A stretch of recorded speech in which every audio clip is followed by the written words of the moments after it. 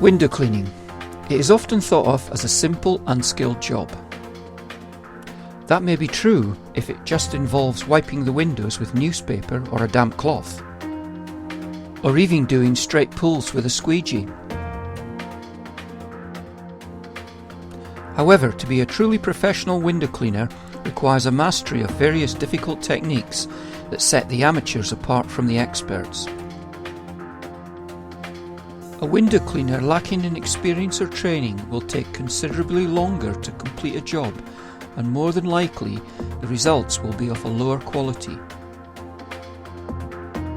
Window cleaning is not rocket science, but it does involve skill, and the correct use of the right tools will result in a better clean in less time, making your boss happy, the customer happy, and giving you as a window cleaner a sense of pride in your work.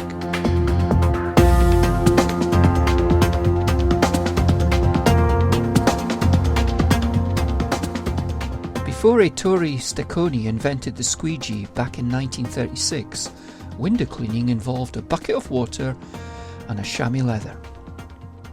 Not anymore. Window cleaning has come a long way. Today, the 21st century window cleaner has a whole range of different tools available to choose from, according to the job at hand. As in any profession, to be truly skilled, you need to know the tools of the trade, when to use them and how to use them. Let's start with the basic traditional kit.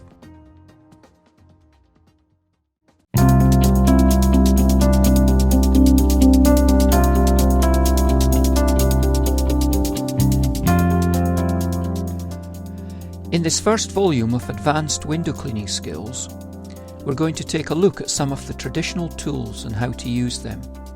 Let's start with the basics. First, we have the applicator, sometimes referred to as a mop or a strip washer. A good applicator will hold plenty of water to save you going back and forth to the bucket. By using a T-bar like this one with water wells, the water is retained longer than if you were to use a smooth one. The length of the applicator to use depends on the job.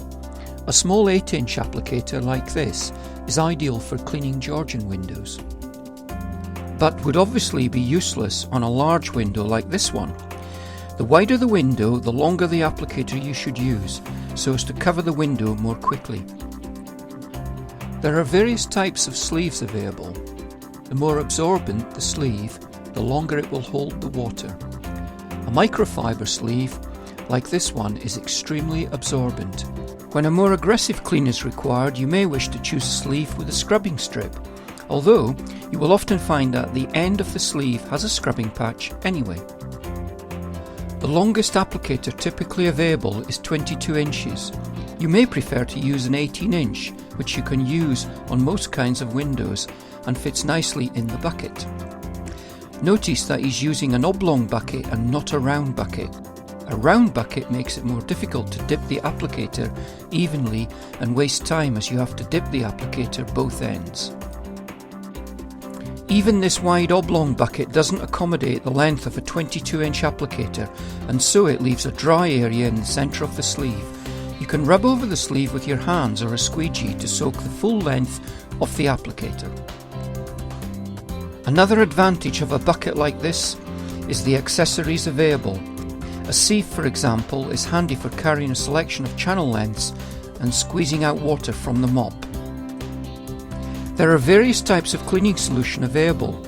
A good brand of washing up liquid does a good job of cleaning the windows and is easy to work with. The soapy foam it produces makes it easy to see where you have passed with the blade, and it acts as a good lubricant when using the rubber squeegee blade on the window. Be careful not to use too much soap. Too much soap will leave a sticky residue on the window, meaning dirt will quickly build up again. It does require a more skillful hand with the squeegee, since it is not as lubricating as washing up liquid, and the blade is not as easy to turn.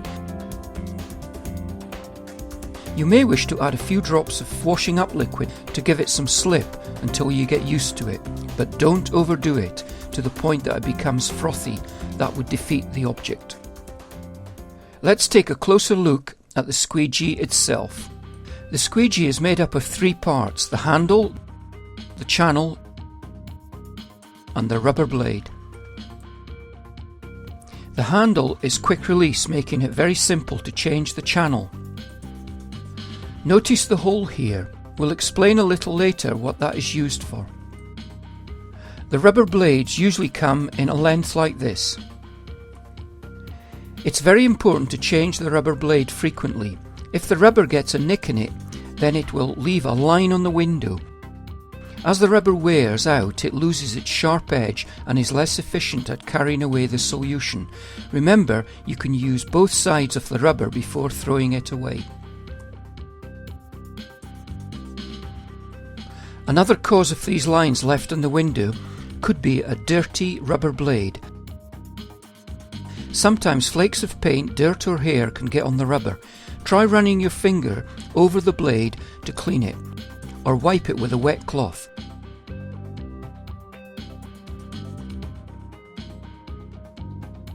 If necessary, take the rubber out and wash it in the bucket.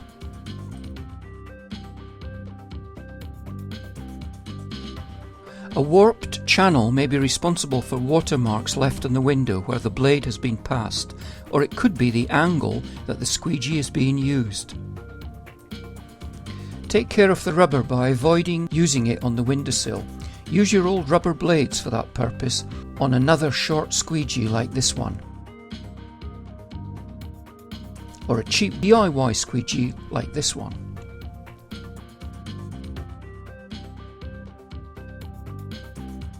To cut it to size, put the rubber on a flat surface and straighten it out with the channel.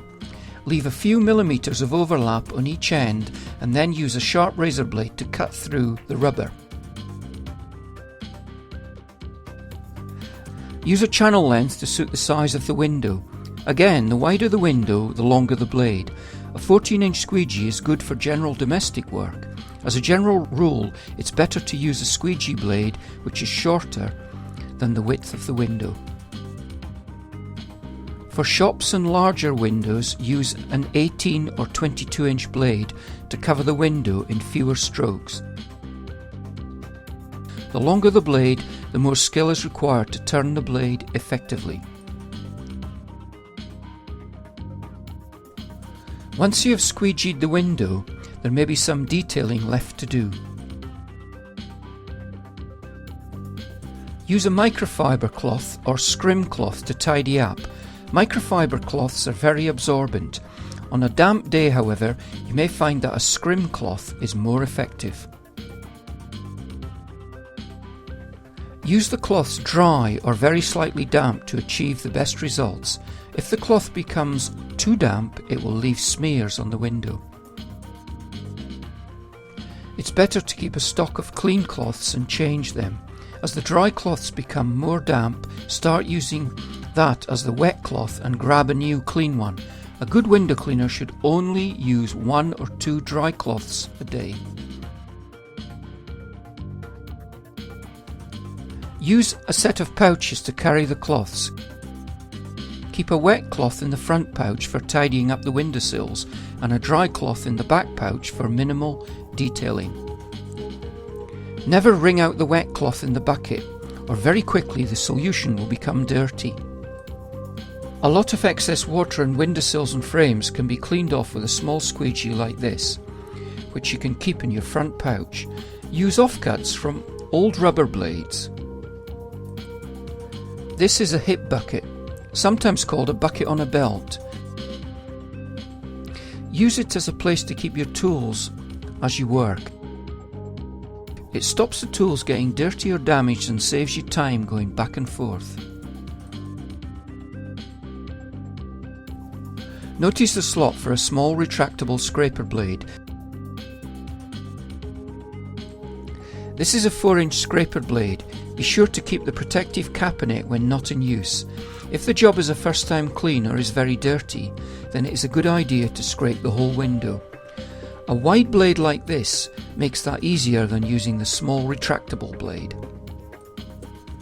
Let's see how to put these tools to use on a variety of windows.